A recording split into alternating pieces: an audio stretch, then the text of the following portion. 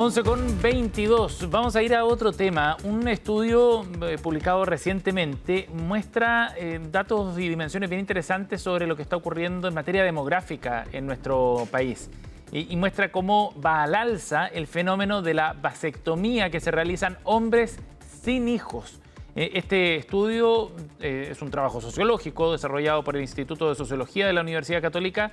Nos lleva a un ámbito de la conversación, como decíamos, en un momento donde la preocupación por la evolución de la población en nuestro país y de los cambios demográficos es bien profunda y de largo alcance. La doctora en Sociología de la Universidad de Cambridge, académica del Instituto de Sociología de la Universidad Católica, Martina Yopo, está con nosotros para profundizar en esto. ¿Cómo está, Martina? Buenos días.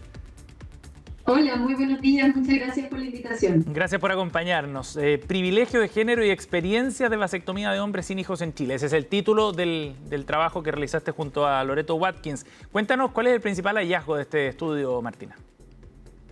Bueno, esta es una investigación que de alguna manera trata de comprender estas nuevas tendencias reproductivas en los hombres en Chile y tratar de explicar de alguna manera qué es lo que ha pasado en el país donde el porcentaje de vasectomías ha aumentado un 887% en la última década.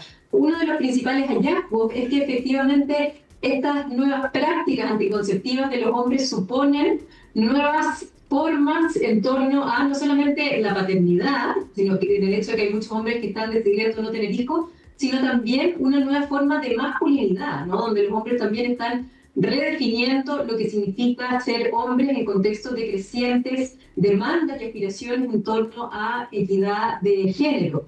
Entonces, lo que vemos nosotros específicamente en este estudio y en este paper que va a salir publicado muy pronto en Gender and Society, es que efectivamente los hombres, o muchos hombres, recurren a la vasectomía para de alguna manera abordar críticamente las brechas que han existido en el ámbito reproductivo, en particular anticonceptivo entre hombres y mujeres, pero que también muchas veces ellos terminan reproduciendo sus privilegios de género por un conjunto de ventajas que tienen al optar por este procedimiento. Y a partir de estos hallazgos y sobre todo ese crecimiento que describías, casi por 9 se ha multiplicado el número de vasectomías en una década, ¿qué efectos tiene eso desde el punto de vista demográfico?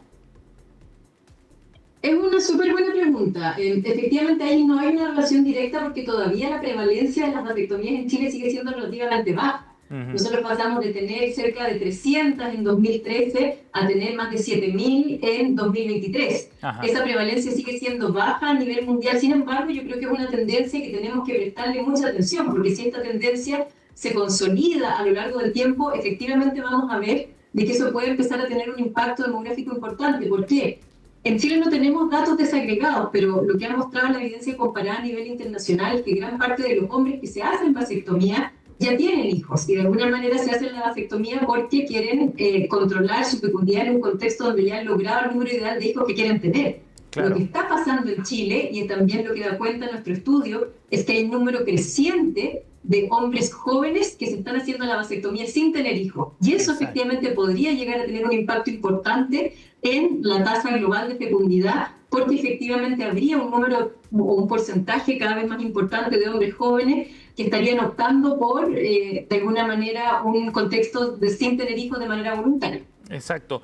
Martina, y desde el punto de vista cultural, a tu juicio, ¿qué está reflejando esa tendencia, ese cambio?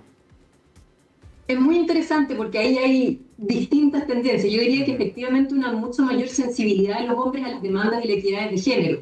Aquí efectivamente hay muchos hombres que empiezan a reconocer de que la forma en la que tradicionalmente está organizada la anticoncepción, que ha sido principalmente un rol y una responsabilidad de las mujeres, es claramente una distribución que es injusta. Entonces yo creo que ese es un punto importante. También yo creo que en un contexto de crecientes cambios institucionales, como por ejemplo la implementación del registro de deudores de pensiones de alimentos, hoy hay hombres que también se sienten mucho más desafiados en torno al rol de padre y también que saben que hoy el ser padre conlleva implicancias y costos mucho más directos.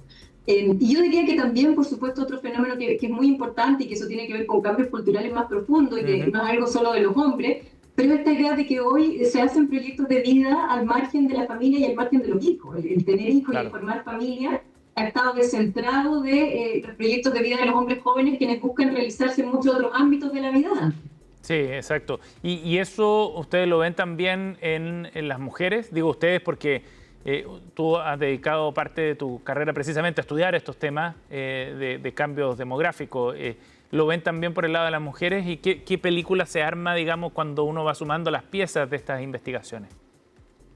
Es muy interesante porque efectivamente mi investigación parte con mujeres, pero empecé a hacerme la pregunta en el camino también de qué está pasando con los hombres, porque ellos son la mitad de la ecuación reproductiva y sobre ellos sabemos mucho menos, hablamos mucho menos de ellos, y sobre todo en este contexto de la vasectomía me pareció muy interesante mirarlo.